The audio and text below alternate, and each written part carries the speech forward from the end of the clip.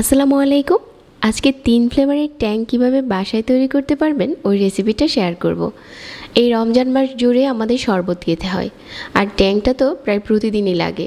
আপনি নিজেই অল্প কিছু উপকরণ দিয়ে এই ট্যাংটা বাসায় তৈরি করতে পারবেন। খুব ইজিভাবে এই ট্যাংটা বানানো হয়ে যায়। আশা করছি আজকের ট্যাং রেসিপি ভালো লাগবে সবার কাছে। প্রথমে আমরা অরেঞ্জ ফ্লেভারের ট্যাংটা তৈরি করে নেব। ব্লেন্ডারের যে ছোট জারটা আছে যেটাতে আমরা শুকনো মশলা গুঁড়ো করে ওইটা নিয়ে নিচ্ছি।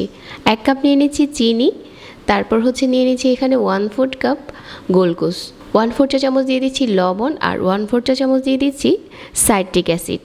এটা অবশ্যই দিতে হবে, এগুলো আপনারা সুপার শপে কিনতে পাবেন। তারপর সবগুলো উপকরণ দিয়ে 30 সেকেন্ডের মতো ব্লেন্ড করে নিচ্ছি। প্রথমে 30 সেকেন্ড ব্লেন্ড করার পর চিনিটা পুরোপুরি পাউডার সুগার হয়ে গেছে। ঠিক এই পর্যায়ে ফ্লেভার অ্যাড করে দিতে হবে। অরেঞ্জ ফ্লেভার দিয়ে দিচ্ছি। আমি প্রথমে অরেঞ্জ ট্যাংটা বানিয়ে নিচ্ছি। অরেঞ্জ ফ্লেভারটা দিয়ে একটু নেড়েচেড়ে মিশিয়ে আবারও ঢেকে দিচ্ছি, আর কয়েক সেকেন্ডের মতো ব্লেন্ড করে নিচ্ছি।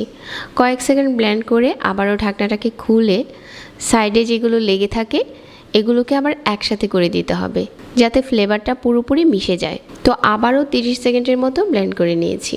ব্লেন্ড করা হয়ে গেছে। এখন একটা পরিষ্কার কাচের বয়মে ভরে 1 মাসের মতো সংরক্ষণ করতে পারবেন। এটা ফ্রিজে রাখার দরকার নেই, এমনিতেই ভালো থাকবে। এখন আপনাদের সাথে শেয়ার করছি ম্যাঙ্গো ফ্লেভারের ট্যাং কীভাবে বানানো যাবে। 1/2 কাপ নিয়ে নিচ্ছি চিনি, আর 1/4 চা চামচ সাইট্রিক অ্যাসিড, আর 1/4 চা চামচ লবণ, 2 টেবিল চামচ দিয়ে দিচ্ছি গোলকুস পাউডার। তো ব্লেন্ডারটাকে লাগিয়ে আবারও প্রথমে ব্লেন্ড করে পাউডার সুগার বানিয়ে নিচ্ছি।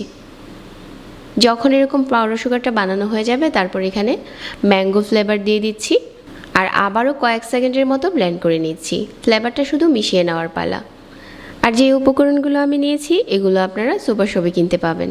সাইড থেকে মিশিয়ে আবারও কয়েক সেকেন্ডের মতো ব্লেন্ড করে নিতে হবে। তো আমাদের ম্যাঙ্গো ফ্লেভারের ট্যাং তৈরি হয়ে গেছে। এখন বানিয়ে নিচ্ছি লেমন ফ্লেভারের ট্যাং। 1/2 কাপ চিনি নিয়ে নিচ্ছি, 1/4 চা চামচ সাইট্রিক অ্যাসিড, 1/4 চা চামচ লবণ, আর 2 টেবিল চামচ গ্লুকোজ পাউডার। রেসিপি একই থাকবে, শুধু ফ্লেভারটা ভিন্ন। একইভাবে ব্লেন্ড করে নিয়েছি, আর এখন অ্যাড করে দিব লেমন ফ্লেভার।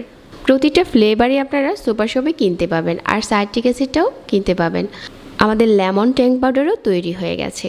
তো এভাবে করে 3টি ট্যাং পাউডার তৈরি করে পুরো রমজান মাস ভরে খেতে পারবেন। শরবত তো এই গরমে প্রায় প্রতিদিনই খাওয়া হয়ে থাকে। আশা করছি আজকের এই 3 রকমের ট্যাং পাউডারের রেসিপি সবার কাছে ভালো লেগেছে। সবাইকে অনেক ধন্যবাদ জানাচ্ছি এতক্ষণ ধরে ভিডিওটি দেখার জন্য। আর আজকে এখানেই বিদায় নিচ্ছি। আল্লাহ হাফেজ।